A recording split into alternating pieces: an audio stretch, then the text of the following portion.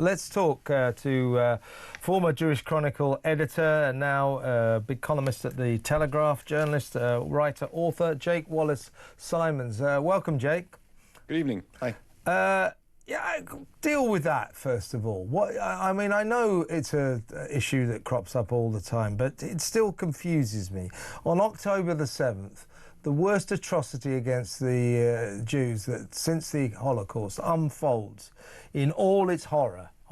You know, 1,200, 1,300 innocent Jewish people, children, women, men, slaughtered, women raped, babies put in ovens, etc., etc. The worst atrocity imaginable.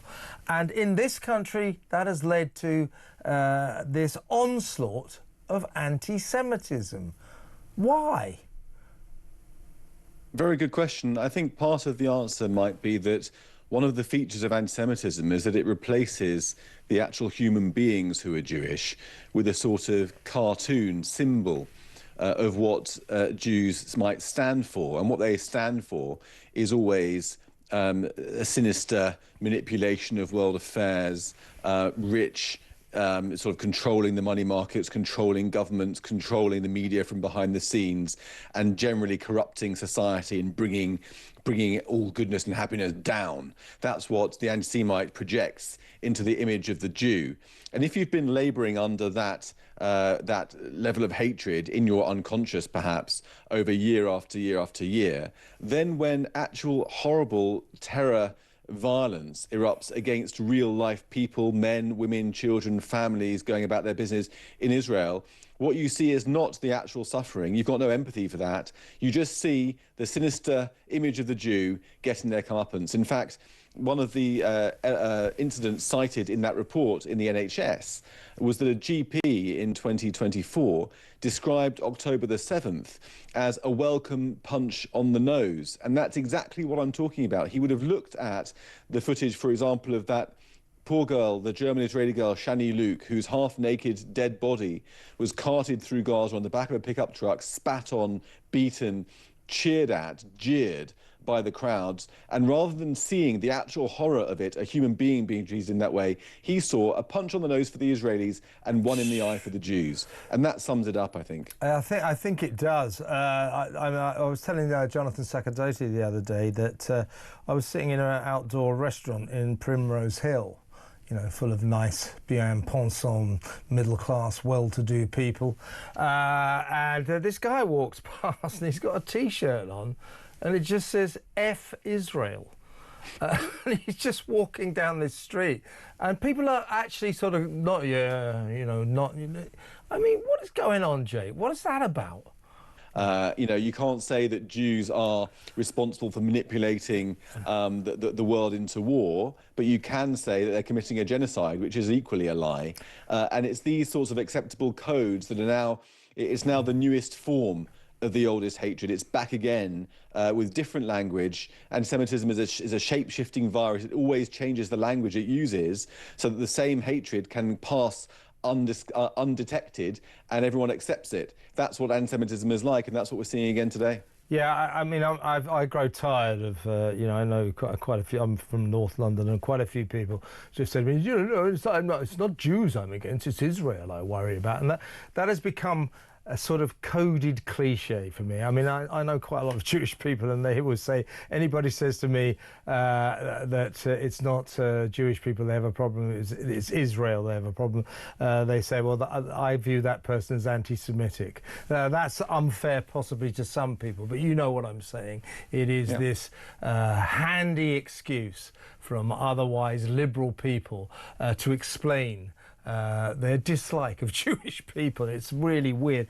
Talking of which, let's talk. You just covered the NHS, which is strange. I don't know why that should be quite so anti-Semitic. But the BBC very much in the news today. The annual report's out. Even Tim Davie, the Director General, had to accept that the release of that awful documentary, How to Survive a War Zone, the Gaza thing, not mentioning that the narrator and star of the show happened to be the son of a Hamas government minister, was a heinous mistake. They had to admit that.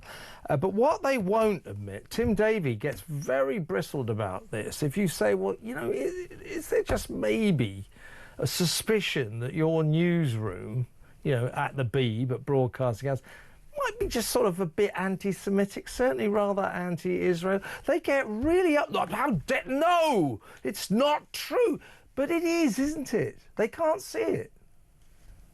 Well, I'm afraid it is a cultural problem at the BBC, and I say that with a heavy heart because in many ways the BBC is a wonderful institution, but in the way it's covered the Gaza war and subsequent and sort of previous wars as well, actually, anything to do with Israel, it's always been characterised by this obsessive focus, this real difference in tone when describing the Palestinian side and the Israeli side, complete double standards, and just this, you know, the whole thing loses its sense of impartiality, and of course impartiality is really what the BBC is supposed to be all about. And the thing is that the corporation has got impartiality guidelines, which are supposed to keep it from departing from objectivity. But the problem is that you can't hold yourself back from your true instincts for very long before your true instincts will take over from time to time. It's like an alcoholic trying to stop himself from having a drink. It's only going to get so far before he gives in and has just the one, no one will notice, and then goes back again. And that's what the BBC is like, because the problem is that so many of its staff have a particular view, biased view of the Israel-Arab conflict, and they all reinforce each other's worldviews to create this climate that this is just how the world is. And actually, it's not. Not everyone agrees with you. It's not true. It's not how the world is. But that's the impression that the BBC is trying to give us.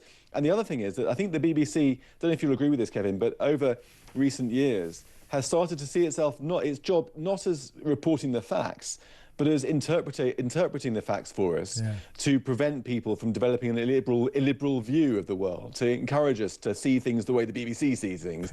And that's not really journalism, is it? Journalism is about, here are the facts, here are some different opinions, make your own mind up. Whereas more and more creeping into BBC coverage is see the world how we see it, particularly when it comes to Israel and Gaza. Yeah, it's Burtism. John Burt came up with this. You basically, this is the BBC ethos when it comes to journalism. You decide the headline or the conclusion, what story it is you want to tell, and then you marshal the facts towards that, which is not a healthy system. Lord Mann said that ordinary Jewish Brits are being held to account for what's happening in the Middle East, and their report has found that many Jews are being ostracised in the workplace because of who they are. I mean, again, I've got to ask you, Jake, what on earth is going on? Don't the people of this country see the danger of the route we seem to be descending down? I think it's important to recognise just how much brainwashing and propaganda the West has been subjected to ever since October the 7th, and before, of course, but particularly since October the 7th. It's been absolutely relentless. The broadcast media has been relentless, with pictures of Palestinians suffering without any sense of context, with a warped account of the casualty figures, with a warped context of where the war came from. Often Hamas aren't even mentioned in reports. Certainly the Israeli account is often ignored. There's brainwashing on social media, brainwashing in all the liberal papers. So anybody who's exposed very much, particularly to the left side of politics and of the media, is going to receive so much brainwashing that they're going to become convinced that the Jews are responsible for genocide. And that's a lie. It's not true. But once you've become convinced that that is the case, and it seems to be backed up by all the pictures that you see because you only see a certain kind of picture, then you begin to hate all Jews, thinking that there's something inside them that makes them enjoy blood and enjoy the deaths of children, which, as we know, is something that started in 1144 in Norwich, the blood libel. Honestly, I mean, do you think this report will make any difference? I mean, how do we... I mean, this wasn't a problem before October the 7th. I mean, as I say, I live in North London, and, you know, I've quite a few Jewish people are my neighbours, and they're telling me, these are people like in their 60s, are saying, we're thinking of leaving the country. And, you know, and they're not, you know, they're Jewish, but they're British. They've lived here all their life. You know, this is extraordinary. How do we reverse this? How do we get back to some kind of normality and stop disappearing down a very, very dangerous rabbit hole? Well, actually, I mean, you're right that it's been especially bad since October the 7th, but it certainly was there before. And if you think back to 2021, when Israel had a conflict with Hamas, then it wasn't a war like it is now. But then we had hordes on the streets outside the Israeli embassy. We had hate convoys coming down from the north, shouting through North London about how they're going to rape Jewish women and so on and so forth. Yeah, I remember. So it has been getting worse and worse over the years. And actually, and you're right to say that the Jews have been here a long time. The Board of Deputies, which commissioned this report, was set up in the 18th century in Britain. So Jews are proud Brits. You know, my Jewish grandfather fought on D-Day for this country very proudly. Of course you know, and I think that the thing is that what anti-Semitism tells us is not just about the isolated problem of hatred for the Jews. Gotta go, Jake. The story's over. Thank you very much. Thank you very much. Jake Wallace-Simon there.